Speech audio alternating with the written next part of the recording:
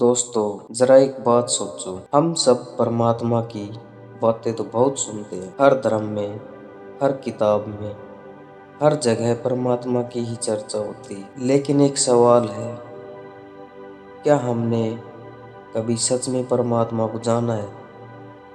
क्या हमने उसे महसूस किया है? अक्सर ऐसा लगता है जैसे परमात्मा सिर्फ सुनी हुई बात हो, जैसे किसी ने एक खबर उड़ा दी हो और वह पीढ़ी दर पीढ़ी चलती चली गई हो। लोग मानते जाते हैं, लेकिन अनुभव बहुत कम लोगों को होता है। इसलिए गौतम बुद्ध ने एक बहुत अलग बात कही।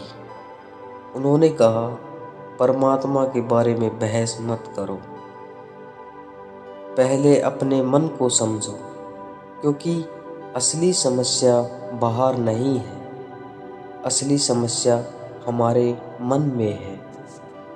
बुद्ध कहते हैं कि मनुष्य की सारी बेचैनी, दुख और पीड़ा उसके मन से ही पैदा होती है। जब मन अशांत होता है तो जीवन दुख से भर जाता है, और जब मन शांत हो जाता है तो वही जीवन शांति और आनंद से भर जाता है। बुद्ध ने समझाया कि हमारे होने के दो तरीके हैं, एक मन और दूसरा ध्यान।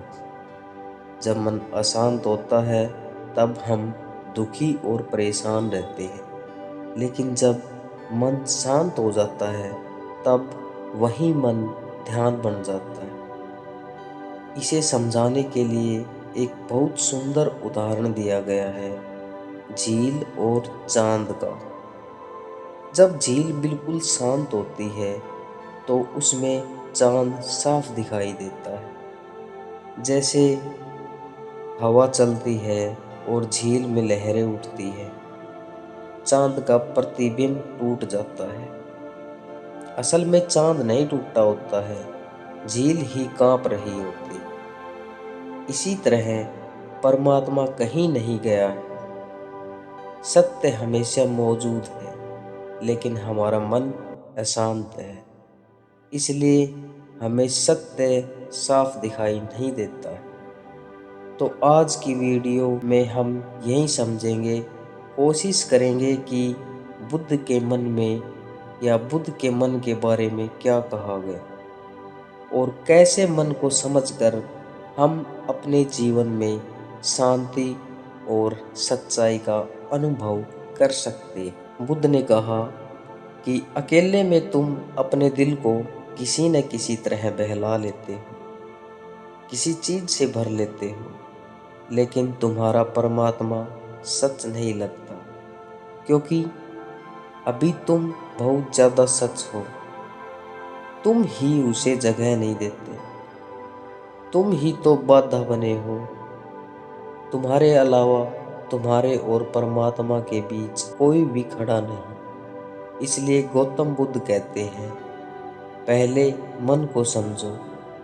मन यानी तुम खुद, मन यानी मनुष्य। जहाँ मन चला जाता है वहीं ध्यान भी चला जाता है, और जहाँ ध्यान है वहीं तो परमात्मा।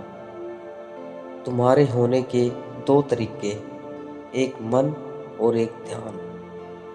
जरा सोचो, तुम जब बीमार होते हो तब भी तुम ही हो, और जब तुम स्वस्थ होते हो तब भी तुम ही होते हो।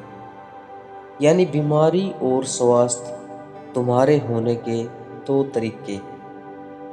बीमारी बेचैनी है, बीमारी पीड़ा है, बीमारी दुख और दर्द है, और स्वास्थ्य शांति।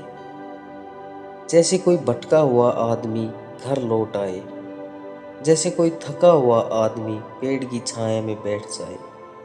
स्वास्थ्य सुख है, यह भी तुम्हारे होने का एक तरीका ही है।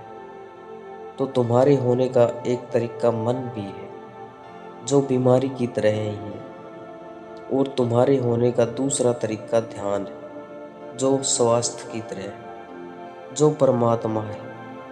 जब तुम स्वस्थ होते हो तो परमात्मा जैसे ही हो जाते हो।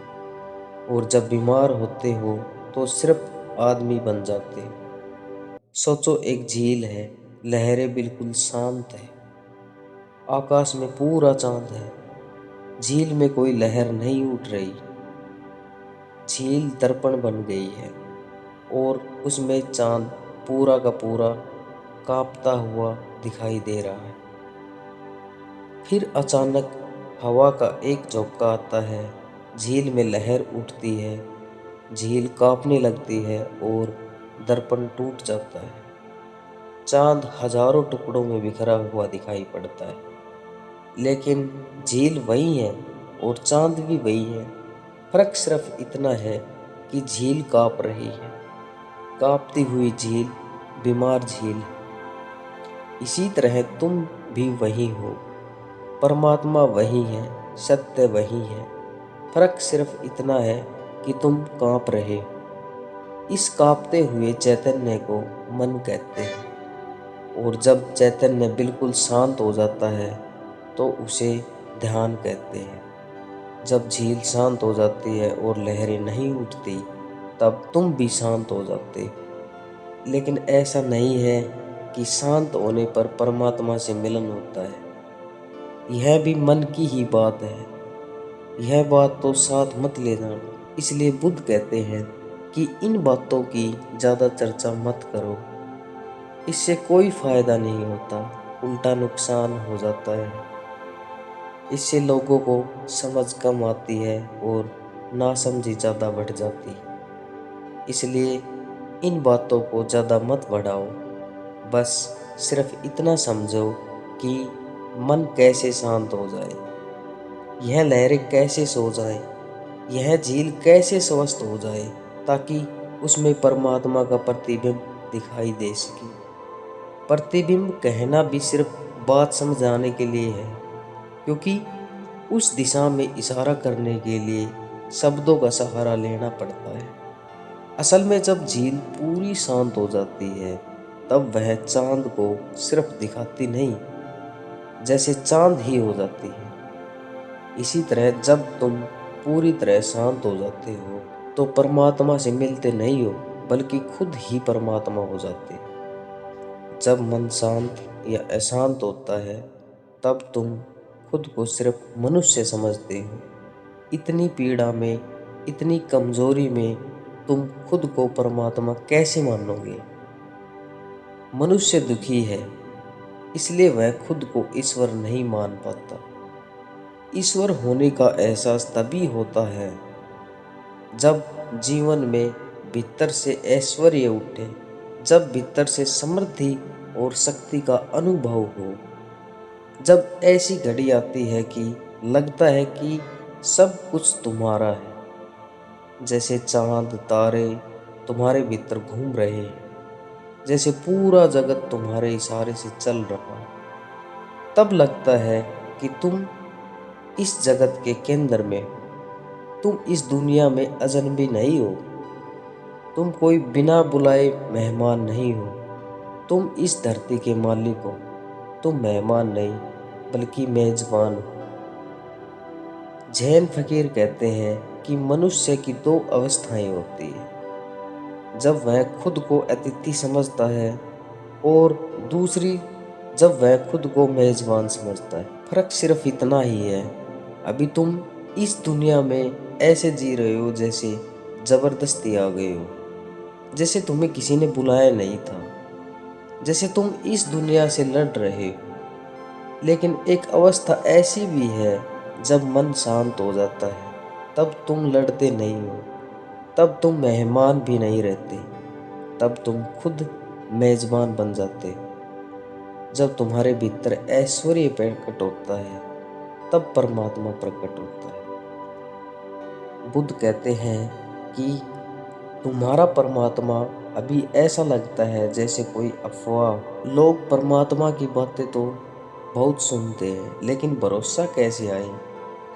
ऐसा लगता है जैसे किसी ने एक खबर उड़ा दी हो और वह एक से दूसरे तक फैलाई या फैलती चली गई, एक पीढ़ी से दूसरी पीढ़ी तक। ऐसी बात पर भरोसा कैसे आए? इसलिए बुद्ध कहते हैं कि इन बातों में मत पड़ो, परमात्मा पर भरोसा लाने की कोशिश मत करो, जिसे तुमने कभी देखा ही नहीं, जाना ही नहीं, महसूस ही नहीं किया, जिसका अनुभव भी कभी नहीं हुआ, उस पर तुम कैसे भरोसा करते हो? और कैसे भरोसा करोगे? अगर जबरदस्ती भरोसा कर भी लोगे तो वह टिकेगा नहीं, वह कमजोर रहेगा, क्योंकि उसका कोई आधार ही नहीं होगा। अगर केवल मान लेने से आदमी धार्मिक हो जाता है तो पूरी दुनिया धार्मिक हो। कोई ईसाई है, कोई हिंदू है, कोई मुसलमान है तो कोई जैन है। पृथ्वी पर नास्तिक बहुत कम है।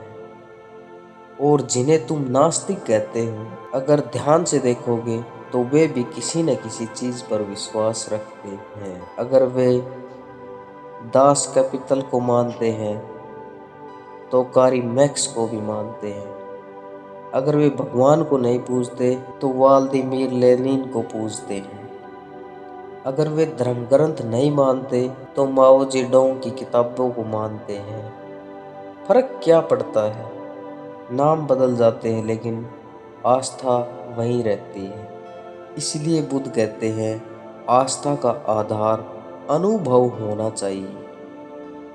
बेकार की चर्चा मत करो। अगर सच को जानने का तरीका है तो सिर्फ बातें ही क्यों करते हो? अगर आंख बंद हो तो सूरज के बारे में कितनी भी बातें करो, वह सच नहीं लगेगा। लेकिन जैसे ही आंख खुलती है, सूरज खुद दिखाई देने लगता है। जब सत्य का अनुभव हो जाता है, तब वह खुद ही प्रमाण बन जाता है। फिर चाहे पूरी दुनिया उसे न माने, कोई फर्क नहीं पड़ता। और जो अपने भीतर स्थिर हो जाता है, उसे कोई नहीं डगमगा सकता। लेकिन तुम अभी अपने भीतर स्थिर नहीं हुए हो। तुम्हारी स्थिरता बस ऊपर ऊपर की है। बुद्ध ने लोगों को सिद्धांत नहीं दिए, उन्होंने अनुभव दिया। बुद्ध ने शास्त्र नहीं दिए, बल्कि सत्य को जानने का रास्ता दिया। उन्होंने मन को समझाने का मार्ग बताया, ताकि तुम अपने मन को पहचान लो, अपनी बीमारी को समझ लो। जब बीमारी ही सही से समझ में आ जाती है, तब दवा भी मिल जाती है।